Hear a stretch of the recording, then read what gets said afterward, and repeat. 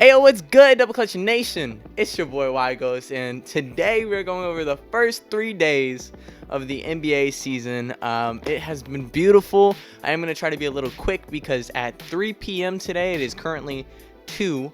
I am going to hang out with the boys and play basketball before we watch tonight's games. I'm excited for Victor versus Zion, though Yves Messi got hurt, so Victor's going to dominate, but that's okay. We'll get there. If you saw the title, we're going to be talking a lot about Victor, but we're going to talk about some things that I took away from the season, some of the games that have happened. Let's start off with the first day, guys. The Rockets and the Thunder went into double overtime, which we're going to find out is a theme if you watched last night. But yeah, Shai Gilgeous-Alexander, bro, he didn't really do much the first 3 quarters because he didn't need to. But as soon as the fourth came and it got a little too close for comfort, he started hitting every single mid-range he could. He took the team to overtime. He took the team to double overtime. Chet fouled out. Isaiah Hardenstein fouled out. Chet played amazing. Let's not forget that. Chet was wonderful. Reed Shepherd was lost on defense, but I do like the young man. He's going to get a lot better with time. He just needs to get the reps in. And the Rockets do have Amin Thompson, who did go out of the game with what looked like cramps. So he did not play for like the last half of the first overtime and then all of the second overtime, so that didn't help them out either. Kevin Durant was not as aggressive as you'd like to see from the start of the fourth quarter. I think he took 1 shot until all the way up until overtime. You're Kevin Durant. Why are you doing that? You need to be aggressive. This team obviously doesn't have Fred VanVleet, but on the Thunder side of the ball, no J-Dub. So you win some, you lose some. Speaking of winning some, the Thunder smacked it, okay? Double overtime win. Shai's absolutely clutch. The free throws, he missed more than I thought he would when I watched the game, but it's okay. They came out with a dub. And on the Rocket side of the ball, let's highlight Sengun. 39 points. I want to say 5 threes, which was, I think, his career high. And then 11 rebounds, 7 assists. So 39, 11, and 7 with 5 threes. He was almost unstoppable. I know there was one play where he just put his body on Alex Caruso, went right up. I think it was in the fourth quarter, and it was beautiful. But besides that, Kevin Durant was disappointing for me. Amin Thompson was good. He had a couple layups, I think, in the fourth quarter where he drove right in on Chet, and it was just butter. But to do that against that man who was playing that good on offense and defense was pretty impressive. I mean, we know Amin Thompson's going to be a lot better this year, but he definitely showed it for the first game, finished with 18 points. But besides Shai and Chet, AJ Mitchell off the bench was a sniper, at least in the first game. We're going to talk about a second game too, but he was a sniper in that first game, and he helped them out a lot. He finished with 16 points and 3 threes, which is pretty damn good. Lou Dort played his role. He had one amazing spin move, I think on Reed Shepherd again. Reed was lost, but an amazing spin move for a perfect little layup. That was beautiful. And then the game after that was Lakers versus Golden State, in which, could we guess it? I did. I was 2-0 this day on my picks. Gabe Vincent started for the Lakers, and it was not pretty. Luka Doncic had a carry. He had 43 points. Shout out Luka for doing all you can with that. I don't know. But Jimmy Butler was on fire. He had 16 of 16 from free throw. Steph Curry had 8 of 8. Jimmy Butler finished with, I think, 31, which is beautiful if he can keep that up. And we're going to find out. Golden State played their second game last night, and he did not have 31. He had 21. But we'll get there when we get there. Steph Curry had 23 in the first game, and they just looked like a good team, man. Buddy Hield's been good off the bench. The Lakers didn't have the right pieces, and DeAndre Ayton might be working his way out of the league. What the hell, DeAndre? I mean, I didn't believe in you. I'm going to sound like a hater. I didn't believe in you, but goddamn. Bro, the Lakers are pissed right now. LeBron's got to be pissed right now. Shout out Sciatica, bro. Keeping him out till December. Not that I'm happy about it. I love LeBron, but like, damn, bro. The Lakers are going to be kind of a mess for a while. Moving on to the next day, we had Cavs versus Knicks. I picked the Cavs to win. Evan Mobley did do really good. He's going to be great this season. Donovan Mitchell had a good game. But man, the Knicks they're probably the favorites out of the East. I mean, I think we know that. But OG and Mikal did really good. Played good defense, played good offense. Jalen Brunson, he did his thing, man. It wasn't as good as I would have expected, but it's opening day. The rust is there. We saw OKC miss how many threes? I don't know, but I know it was in the less than 30%. And they took like 52, which is god awful. Shea even said it after the game. He said how rusty they were. But yeah, Jalen Brunson only had 23 points and shot 27% from the field. So come on, man. Like, I love JB. They're gonna get better throughout the season, and it is what it is. But I was expecting a lot better. But yeah, no, I don't think I can be mad at the Knicks. I think the rotations look a lot better without Thibodeau. No offense, guy. I know you're kind of pissed the Knicks got rid of you, but I think it was much needed. This team should be healthier this year, and I'm excited to see what the Knicks can do. Moving on from that, there was the Hornets and the Nets. I don't know why I picked the Nets. I knew they were going to lose. Michael Porter Jr. looked good at the beginning of the game, but that's nothing because who else is? Cam Thomas only had 15, and that was disappointing. He was super inefficient, 22% from the field. It was just a nightmare game. I mean, the Nets aren't going to be good all year. We kind of know this. Shout out Igor Dimin. 14 off the bench, rookie, like top 10 pick. I don't think that the Nets have much, so development's going to be what they focus on. But goddamn, LaMelo and Brandon Miller looked insane. It was just kind of a nightmare, and both of the rookies for the Hornets did really well. So Hornets might be a surprising team. I don't know if they're going to make the playoffs, but it's the East, so anyone really can right now. The Magic Heat, I did watch quite a bit of this game, and the Magic should have done better, but it's the first game again. Okay, Desmond Bane, Franz, and Paulo all had over 20 points. Cool. The shooting could have been better, but it was good. On the Heat side of the ball, damn, Norman Powell, bro. I think you finished with 28. You're a monster. What the hell? But this should be a good thing for the Heat fans if you want your team to contend, because no Tyler Hero, and you still went out there and almost beat a team that's projected to be top 3, at least in the East. And man, it was too close for comfort. I know it went right down to the wire, and we don't like to see that, bro. What are we doing? It's the first game of the season. The Heat are a gritty team. What the hell, Terry Rozier? Get out of the league, bruh. How you gonna do that? How, bro? Also, R.I.P. Chauncey Billups. At least not like actually he's not dead, but his career's probably dead. That's unfortunate. I liked him as a coach. The Blazers got to be feeling that right now, but it is what it is, you know. Also, one other highlight I wanted to shout out for the Magic: Tristan Da Silva, second-year player off the bench. 16 points, shot the ball well, looked a lot better than he did last year, and I am excited to see him work his way up in this rotation. I don't think he'll be a starter by the end of the year, but he looked damn good, and we are glad to see it. I did pick the Raptors to beat the Hawks, in which they won 138-118, and I only did that because I was feeling like the Hawks have a lot of chemistry to work out right now. The Raptors have a pretty solid unit. They're well coached, good defense, but damn, Hawks, bro, your defense was nowhere. Where's the defense? How do you let the Raptors score 138 points on your head? Dyson Daniels was like their only real plus defender, but he couldn't get the ball going on offense. Trae Young was lost. I don't know, man. One shout out for the Hawks. One good thing is Jalen Johnson's a dog. He's back, and he looked beautiful in this game. Jalen Johnson finished the game with 22, 7, and 8, which is cool. We like to see it. He's going to get better throughout this year. Trae Young only had 22. Kristaps had 20, so they all had over 20, kind of like a Magic thing, but they just couldn't get their defense going. You also had 3 Raptors with over 20, being Grady Dick, RJ Barrett, who went off a little bit, and Scotty Barnes had over 20, so that was good for them. But I was just kind of happy I got that game right. I did not watch a lot of it, but I was excited to see that I could at least get it right. So we love to see it. We love to win. We love to be right. I'm an egotistical little asshole. And the next game we have to talk about is the 76ers versus the Boston Celtics. I picked Boston to win, okay, because I was not thinking Embiid was going to be good. And he wasn't. Embiid's career might be over. Like, this is going to be a lot of overreactions because it's just the beginning of the season. But goddamn, Joel, you look so ass. You were 1 of 9 from the field, 4 points, couldn't jump, couldn't move.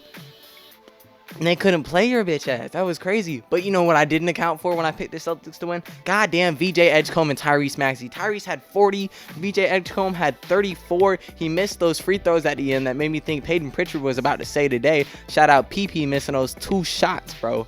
A layup right off the rim and then a mid-range as well that he missed. And it was just like, I really thought he was going to do it. I'm not a Boston fan, but goddamn. I was kind of like, I want this pick to be right. Let me be right. So I was rooting for Boston. But shout out VJ Edgecombe having debatably the best debut ever. I don't know. I hear a lot of people talking about it, and I wouldn't go that far, but he did look really good. And he's getting like MJ comparisons. He looks great, man. Tyrese Maxey was 7 of 9 from 3, which is what we like to see. Tyrese is going to have a big year. He's going to have a lot of a load to carry. Jared McCain's injured right now, but when he comes back, I hope he gets more minutes, and we might see them have to move on from Embiid. I'm not too confident in this team this year, but goddamn, VJ, if you are this good, bro, they ain't gonna be talking about MJ, they're gonna be talking about VJ. So we like to see it a lot. Shout out, bro, I cannot say it enough. You put Cooper Flag on blast, bro. Cooper's gonna look at your game and he's gonna be like, damn, I just lost rookie of the year. Like, it feels like it. Let me not do too much. Cooper was playing Victor Wembanyama. That whole Mavericks team was lost. All right, we're going to get to that. I'm going to do that at the end because, goddamn, I have a lot to say about Vic. But anyways, Cooper had 10 and 10. And he didn't shoot well, but he wasn't that aggressive. There were a couple times where it felt like he forced the game. But it's what you got to do, especially when they go and start him at point guard, which is not his position. I don't know. The Mavericks have a lot to figure out. I think Jason Kidd's going to overdo him at point guard, but we'll see if the pressure makes him better, I guess. I'm not seeing it, but I do think Cooper Flag is going to be great. Don't think I'm saying that he's not. I just don't see him being a point guard year one who's going to flourish. I think he needs to play his natural position, which is hard for them because their guard play is not the best. But you got to figure it out. Besides that, the Bulls beat the Pistons, and man, I feel stupid. Some of the Pistons rotations were just god-awful, and when they don't have Cade on the floor, they just look like a completely different team. Shout out Matez Bucelis, who was pretty good. He had 21 points. He's getting a lot of hype over there in Chicago. I don't buy it as much as they do, but I like him. I think he's going to be a lot better, so that's cool. Also, something I didn't mention, Cleveland, Lonzo Ball off the bench. We love to see him play. Didn't shoot the ball that well, but any bit of progress, I would love to see the Ball brothers just flourish. You know, we grew up watching them Chino Hills and stuff, so I want to see the best from our guys, you know. Besides those games, I watched the Bucks and Wizards, man, and Giannis is unstoppable. We know this, but damn, 37, completely dominant. But where's the help? KPJ got hurt, only played about 9 minutes, had 10 points. He had a dunk, a nice ass dunk. Miles Turner also had a dunk to start the game, but it is really just going to be Giannis. Gary Trent had 17, and he contributed as best as he could, but that was really all the help Giannis had, and that's probably going to be most of this year. But if he can stay healthy, maybe this team has a shot at something. At least Giannis getting the MVP. I know that's not a team accolade, but we're looking for it. The Utah Jazz shocked the Clippers with a 129-108 just blowout. The Clippers look slow, rusty. Their defense wasn't clicking. They just look old, man, and I was not high on the Clippers, but I did pick the Clippers to win, so I was a little bit wrong, but I was not high on the Clippers this season, and one game's one game. I'm not saying they're not going to make the playoffs or they're not good, but goddamn, Utah and Ace Bailey wasn't even the one doing it. Like, what? Walker Kessler looks beautiful. They're going to get all the trade value they want out of him. I don't see them. Utah's such a weird team. I don't know where they're going to go with things, because are they going to try to build around anyone they currently have? I mean, I guess you're looking for Keontae George to get better. Ace Bailey. I don't know if Walker Kessler fits this scheme. We'll see. But definitely, if he can keep playing like this, his trade value is going to be through the roof. I bet the Lakers wish they got anyone other than DeAndre Ayton right now. The Kings versus the Suns. Dylan Brooks, Devin Booker, popping off. Dylan Brooks' stats won't say it, but damn, bro. I picked the Kings to win. I can't get nothing right. I had a really bad pick day for this one. But yeah, no, the Kings just couldn't get it done. You got to see 30 points from Zach LaVine, 29 from DeMar DeRozan. But this team just isn't built for it. They didn't have DeMontis Sabonis this game, so it was like, I should not have picked the Kings. I'm going to keep it a buck. I just shouldn't have. But damn, bro. You got 22 from Dylan Brooks. You got 31 from Devin Booker. 18 from fucking Grayson Allen with 7 assists. So, Suns look better than the Clippers. I'll give them that. The Suns look better than the Clippers at least. But I didn't really watch the game that much, so I cannot say too much about it. A game that I did tune in for a little bit was Trailblazers versus the Timberwolves, in which, goddamn, Anthony Edwards, 41 points. 41 points first game of the year. I'm not hyping it up that much. Okay, chill. But goddamn, Ants. And clutch buckets. He had 10 points in the fourth quarter. He has some big threes at the end of the game. Ant-Man looked beautiful, looked special. Nas Reed did not do as much as I was hoping for, but man, I just want to see as much success out of him as possible. And Portland, they did give the Timberwolves a better run than I thought they were going to, but Cleveland did not do as good as I was hoping for. Jeremy Grant off the bench, 29. What the hell? Why? What? Where is it coming from? Where is it coming from? Victor's going to be the last thing I talk about because, oh my God, you guys are going to hate me. I'm going to glaze the hell out of them.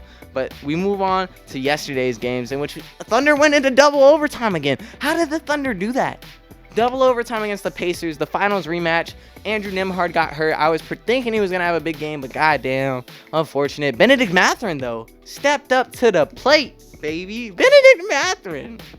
Oh, and Pascal was clutch. Don't forget about Pascal. He hit the shot from mid-range to send him into overtime. That was beautiful. This is purely a basketball fan right here, okay? I'm sorry I'm not talking the best, but goddamn. Pascal finished with 32 and 15. Benedict Mathurin had 36 and 11. It was just kind of crazy. And they were going at OKC's throat. Shea's tired of these double overtimes, bro. But his points, 55. What, bro? I thought Chet was gonna have a big game. Damn, 55 points from our boy. What the hell, bro? He was so clutch, unstoppable. He would give him the ball, get out of the way, bro. Sorry, let me gain my composure. 55 points, clutch buckets, doing it, bro. Doing it. No Alex Caruso, no J-Dub. Shea, man. Before last night, I was gonna just fully glaze Wemby, but you gonna be fighting for it, bro. I gotta see Chet versus Wemby. Oh my God, when is that game on a schedule? We gotta figure that out. Let me know in the comments if you know when that game is, because that is gonna be beautiful. I hope health is on everyone's side. This season looks so freaking good, and AJ Mitchell went from 16 points in the first game to 26 in this game. Bro, we might have a 6th man of the year in OKC. Like what? What is happening? And then that game was great, right? So you don't get to see Denver versus Golden State until late into the game as well. I think into the first quarter. And you get 131 to 137 overtime win for the Golden State Warriors. I did pick the Nuggets to win. 50 points from Aaron Gordon. 10 of 11 from 3. It's an anomaly. Don't think this is Aaron Gordon. I love Aaron Gordon, but this is not him. He is not going to do this every night. But goddamn, he got possessed by the guy he was playing against. Steph Curry was on the other side, which was beautiful. 41 points, clutch buckets, absolutely dominating in overtime in the fourth quarter. We know Steph. Aaron Gordon, what the hell, man? Jokic triple-double, great shit. But goddamn, 50 points, like 90-something% from 3? 90.9, I think is what it is. Aaron Gordon was on a freaking burner. He hit 8 of 8 from 3, just like that, bro. And then he oh my God, so crazy. Jamal Murray had 25 and 10. Jokic had a triple-double, 21, 13, and 10. But Jokic looked tired in that overtime, bro. He was not getting it done. He did have the one clutch bucket in the fourth, but goddamn overtime. I think he had one little mid-range. It was nothing special, though. We got to see Jimmy Butler step up with a 3 in overtime, though. Al Horford, old-ass dude, step up with a 3 in overtime. What? Where? When? Why? How? Basketball is so beautiful, man, in his back. Al Horford and Jimmy Butler, though Jimmy didn't have the best shooting game, he stepped up when it was needed, played good defense, and they're really just... It feels like the perfect pieces around Steph right now. You have Draymond Green, hustle, defense, fucking dog. Jimmy Butler, bro, playing great still. Steph was 8 of 8 from free throw again. I know that's not like the thing to focus on, but god damn, bro. Like, we know Steph's a shooter, but how long can he stay unmissing from free throw? I guess he just tied Jimmy Butler his first game because he went 16 of 16, but Steph, man, we love to see it. Jimmy Butler had 8 free throws, only made 7, but damn, bro, this team is so good. Like, Golden State, I was not high on them going into the season. They might fuck shit up. Like, I'm not saying that they're gonna get to the finals but I think they're locked for the playoffs for sure. This shit's beautiful. Like, and Al Horford, who would have expected that? I didn't. I'll be honest. I did not expect him to be 3 of 4 from 3-point. In a big 3 in overtime, and his defense looked good. Like, how long can you do this, Al? Yeah, a bunch of minds of the game over in Golden State. But yeah, just a beautiful game. I recommend you go and watch the highlights if you didn't see it. Wonderful basketball, 2 thrillers back to back. It's just what we've been getting lately, and the NBA is back, man. We love to see it. But now it's time. Victor versus the Mavericks. Oh my God, Anthony Davis don't know how to play defense. Derek Lively wants to die, bro. Like Derek Lively only played 10 minutes because Wemby's so unstoppable. He just fouled every time. He had an illegal pick. That doesn't help, boy. Why are you picking up that foul? But like, dude, Derek Lively is a top defender. Anthony Davis is a top defender. 8 alive. What the hell? 5 fouls for Derek Lively. He picked up that 5th at the beginning of the second half with like 8 minutes left in the third. Wemby is going to be insane. They're playing the Pelicans tonight. The Pelicans lost their starting center, just signed DeAndre Jordan. Wemby's going to feast, bro. I don't even know if he'll be in that long because they're probably going to smoke the fuck out of the Pelicans. Oh my God. It is here. We're talking. I said he was a dark horse for MVP. Nah, he's a possible favorite for MVP. He's here. I didn't think he would be here that fast. Wemby has landed. Wemby has officially landed, bro. How? Why? What? Sorry, I have a lot of thoughts. One, that block where it looked like he wasn't even paying attention, then he just turned around and smacked that shit on Derek Lively. God damn, bro. And then you go down and you hit the little moves at the deep mid range, little step back 3-4 point play. Once he gets into the paint, that footwork with Hakeem really paid off because he's absolutely unstoppable. Missed some mid ranges, hit some mid ranges. It looks like his mid range is gonna be a big thing in his bag. Didn't take as many threes as he did last year, and he was just unstoppable. Stephen Castle, man, had 22, 7, and 6. He was a great supporting cast. They don't even have De'Aaron Fox, and they smoked the hell out of the Mavericks, bro. 125-92. I picked the Mavericks to win. I thought they had the better team. Cooper Flag, what a rough time to start. Like you gotta play against Victor, bro. I hope your next game goes a lot easier for you. I know Derek Lively is gonna be happy this next game, but oh my God, bro, it was just disgusting to watch Victor play basketball out there. 40 points, 15 rebounds, literally the most dominant shit I've ever seen in my life.